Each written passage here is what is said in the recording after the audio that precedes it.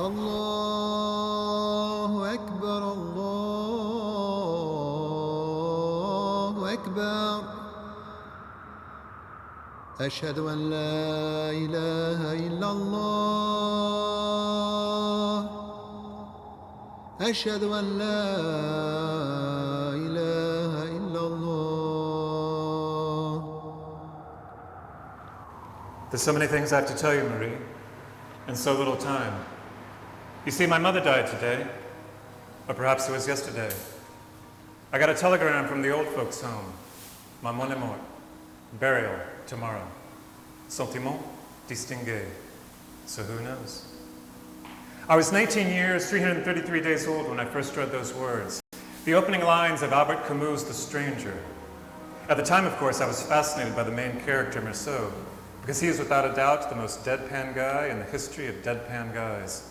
Look up blasé in the dictionary, and he doesn't even bother to show up. That's how blasé he is. And me? Well, I was looking for a role model.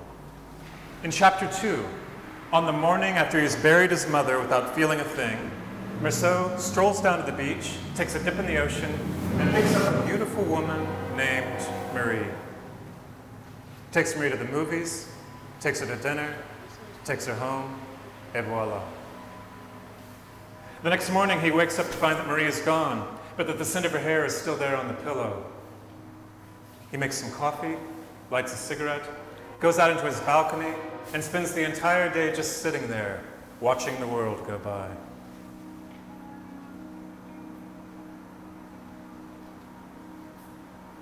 And when night falls, he realizes that another Sunday has come and gone, Maman is dead, and really, nothing has changed. Now, when I was 19 years, 333 days old, I couldn't imagine anyone cooler.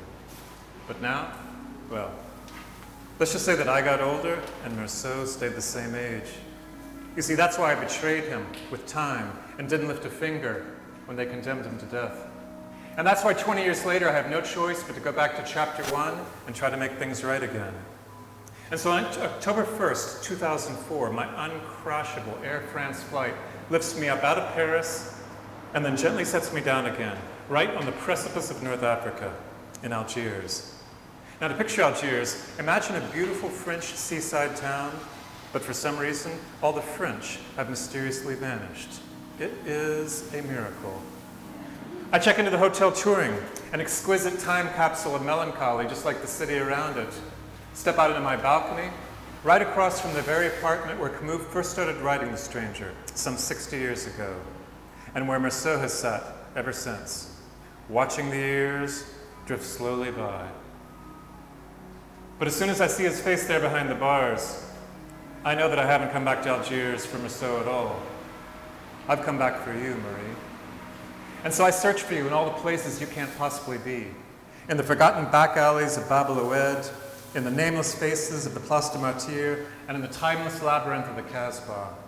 I look in every hidden corner of the city where you and yours once lived like kings. A million pieds noirs surrounded by 10 million invisible Algerians. Until one day, when they suddenly became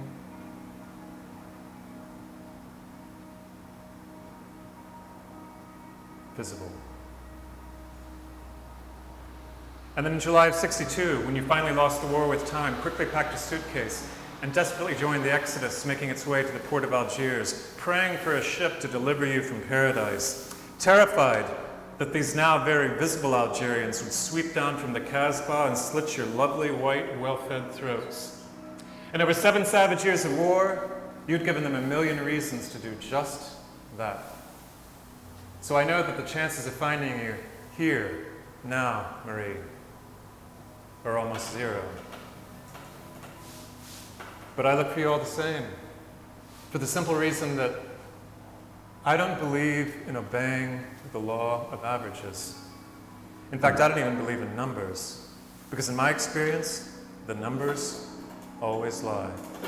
Here, I'll show you. This is the number of times my mother was married. This is the number of times she should have been married. And this is the number of marriages it took to completely shatter her. Her first husband was a Navy fighter pilot. Their first date was blind. He called her up sight unseen and invited her to the movies. He had read about her in a little black book given to him by another pilot who was shipping out to Key West. The black book had names, phone numbers, and stars. My mother's name had 3 stars next to it. Some of the names had 4 stars, but after a few quick phone calls, the pilot had to face the hard, cold fact that all the 4-star girls were away at college. Their first date was in early 1958. They were married that summer and then spent their honeymoon in Havana. Then, just a few months later, on Thanksgiving Day to be exact, her husband slammed his F-4 fighter jet into the side of an aircraft carrier. At the time, my mother was 3 months pregnant with my sister. Alhamdulillah. Then in July of 1962, just as the French were fleeing the beloved Alger Blanche, my mother married my father. And a few years later, the helicopter that he was flying in let go of its propeller. When that happens, you inevitably fall back to earth. A bit too fast to walk away, but just slow enough to see very clearly what the future holds for you. Then a few years later, my mother married for a third and final time. Married a man who traveled a lot on business and used to fly constantly, and maybe that's a story for another time. But suffice it to say that perhaps after all this, you can imagine how someone like my older sister might feel a bit apprehensive when setting foot onto an airplane. Not me. I'll fly anything, anytime, anywhere. I would have flown on the afternoon of September 11th if there'd been somewhere I felt like going that day. I mean, do the math. 2 people in my immediate family have been killed in air crashes, which I figure makes the chances of me getting killed in one absolutely 0. But then again, the chances of what happened to Albert Camus actually happening were far less than 0. You see, on October 1st, 1960, when he was 46 years old and at the peak of his powers, Camus was killed in a car crash. He was not at fault, although I suppose that depends on how we're defining not at fault, so why don't we just say that Camus wasn't driving and leave it at that. What interests me, though, isn't how he died, but what they found in the pocket of the jacket he was wearing.